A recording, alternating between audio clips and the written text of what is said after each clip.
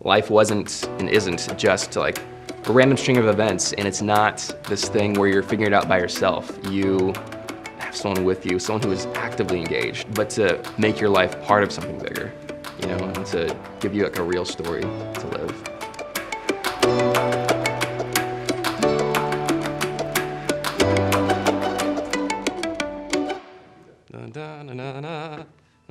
No, don't do that.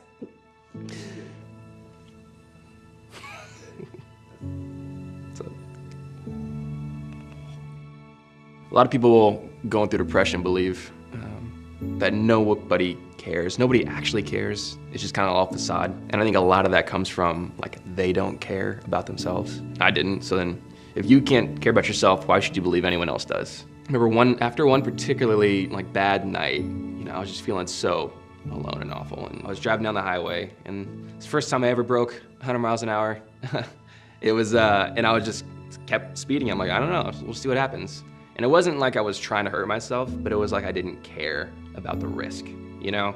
Because like, well, what's the loss if I get hurt? Like, you know, there isn't one. At that moment, you know, where it could have gotten dangerous, like I just felt like this presence, you know, in the car, and it felt just like the air was thick with this forgiveness. You know, God, obviously his forgiveness is what matters most, but I think he was already trying to give it to me. You know, like I feel like what I wasn't doing was accepting or I wasn't able to forgive myself for anything. He just broke through a barrier, you know, that I wasn't able to do on my own. It's funny, I went to this Christian school, and at one point there was this like cross on the stage for some event during chapel. And I look at that as I'm walking into the room, and I'm thinking like, do I still believe that? Like, is that real? And then I had this like vision or thought in my head, I don't know, this picture of like me standing on the edge of this cliff and looking down, and I just see like all gray, like fogged out everywhere. And I'm thinking, if I like just decide to walk away from all this, then I'm essentially jumping off this cliff into like what I don't know what's there, you know? Like that just doesn't seem wise, you know? Like what's the benefit I have to do that? If God is real, it's in my full interest to figure it out, you know, to go after it and give him an actual shot. So I started like asking around places. I knew a lot of, you know, Christians or whatever, but like no one actually cared. No one gave a crap about it because like no one experienced the real thing, you know? I'm not saying to blame anyone. Like I hadn't experienced it either. But I started looking around and then like pulling on friends and friends of friends. And eventually found a group where, honestly, they weirded me out. I didn't like them. But my friend who I went with was getting prayer afterward, and I was like, I'll be a good person and pray for her too.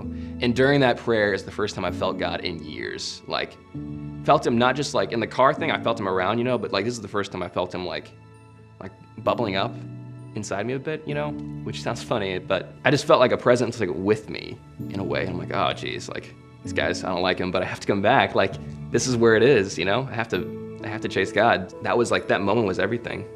It changed my possibilities, you know.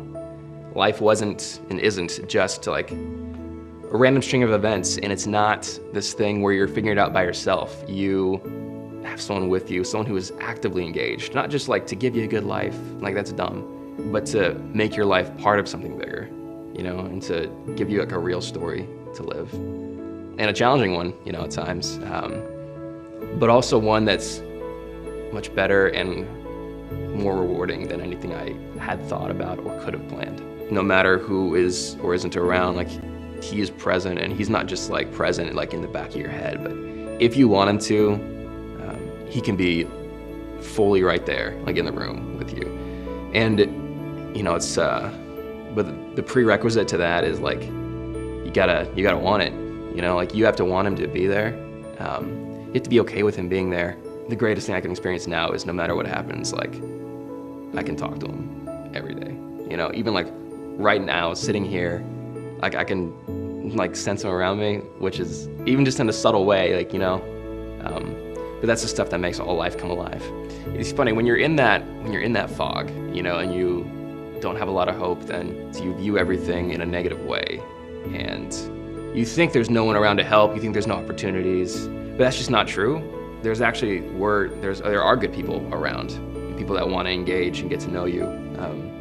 But when you don't appreciate or like yourself that much, then you may forget that. Yeah, I feel like a lot of people deal with depression, especially younger, and they're not prone to say anything because it looks like no one else is dealing with it, The insidious thing is you feel like it's only you that has that problem. And that's not true. And I'd argue actually most people experience that at some point. You're worth something, like every person is. Like I'm worth something, I'm worth a lot. I'm worth a lot. God literally traded himself, for me. If that actually was believed, that was serious, like what would stop anyone?